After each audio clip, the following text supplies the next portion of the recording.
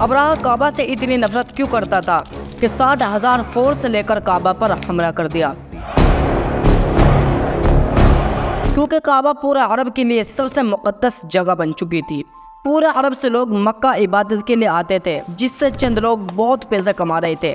ابراہ کو اس بات سے بہت غصہ آتا تھا کہ یہ غریب مکہ والے، نہ ان کا کوئی بادشاہ ہے نہ کوئی گورنمنٹ ہے، یہ کیوں پورے عرب کا سینٹر بن چکے ہیں۔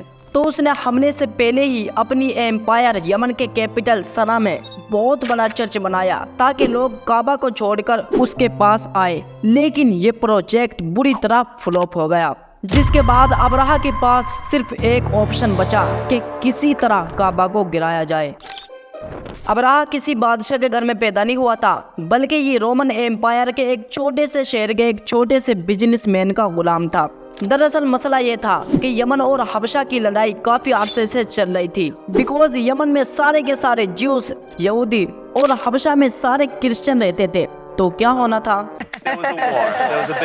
تو پہلے یہودیوں نے حملہ کیا اور کرسچن علاقوں میں بہت تباہی مچائی، جس کی وجہ سے سپر پاور رومن ایمپائر کو بہت غصہ آیا۔ تب بھی کرسچن ہی سپر پاور تھے، تو رومن ایمپائر نے حبشہ میں اپنے کرسچن بھائیوں کی مدد کر کے یمن میں یہودیوں کی سلطنت ہمیشہ کے لیے ختم کر دی، اور اس کام کے لیے انہوں نے اپنے ایک غلام کو بھیجا جس کا نام تھا ابراہ، جو 1,00,000 فوج لے کر گیا اور یہودیوں کی تباہی مچا دی۔ اس جیت کے بعد ابراہ بہت زیادہ پاورفل ہو گیا اور اس نے یمن کو اپنے ہی ملک حبشہ سے الگ کر لیا۔ حبشہ کے بادشاہ کو اس پر بہت غصہ آیا اور اس نے پھر ایک آرمی بھیجی، لیکن اس بار ابراہ کے خلاف۔ اس نئی فوج نے اپنے ہی جنرل کو قتل کر کے ابراہ کے سامنے پیش کیا اور ابراہ کے فوج میں شامل ہو گیا۔ اس کے بعد ابراہ پورے عرب کا سب سے طاقتور بادشاہ بن گیا اور پورے عرب میں اس کا انفلوئنس پھیل گیا، سوائے ایک چیز کے۔ ہر سال پورے عرب سے ہزاروں لوگ مکہ میں کعبے کے طواف کے لیے جایا کرتے تھے، تو ابراہ نے سوچا کہ اس میں کون سی بڑی بات ہے، ہم بھی ایک بنا دیتے ہیں۔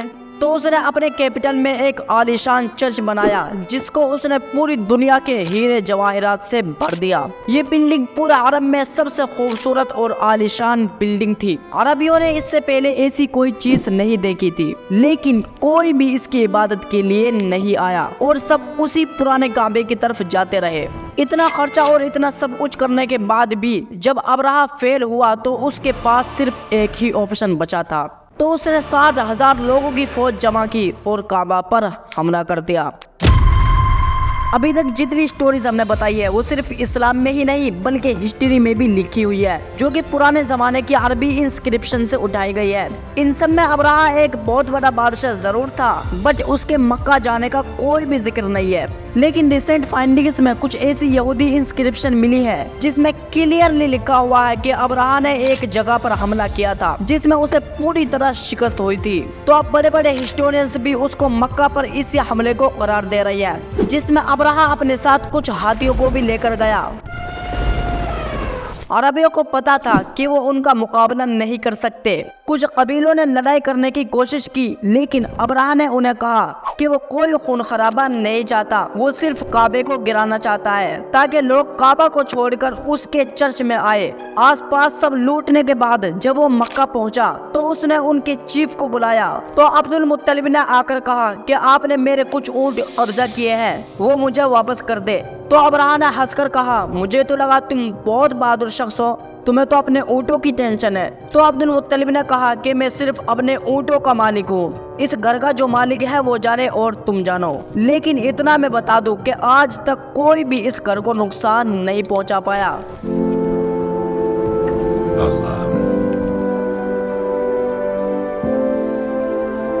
اگلے دن ابراہ نے اپنی فورس کو حملے کا حکم دیا، لیکن اس کا ہاتھی رک گیا اور بہت کوشش کے بعد وہ نہیں ہلا۔ اسی وقت آسمان سے کچھ پرندے آئے اور ہر ایک کے منہ میں ایک پتھر تھا۔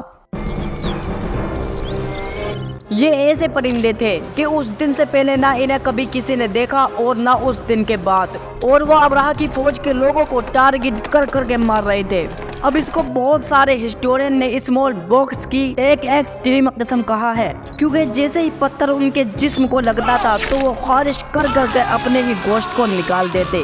इवन कुछ लोगों की हड्डियां तक नजर आने लगी। इस हालत में ये फौज वापस भागी और अब्राहा का 60,000 का लश्कर हलाको बर्बाद हो गया।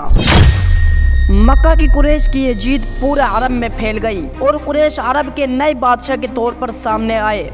इस वाक़े के बाद पूरे अरब से लाखों लोग काबा के तवाफ के लिए और भी आने लगे और मक्का में हर साल औकास का अजीमुशान मेला सजने लगा।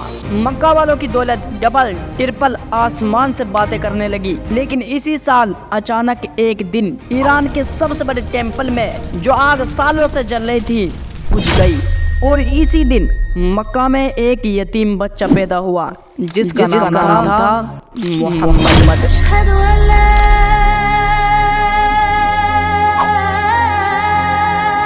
सब्सक्राइब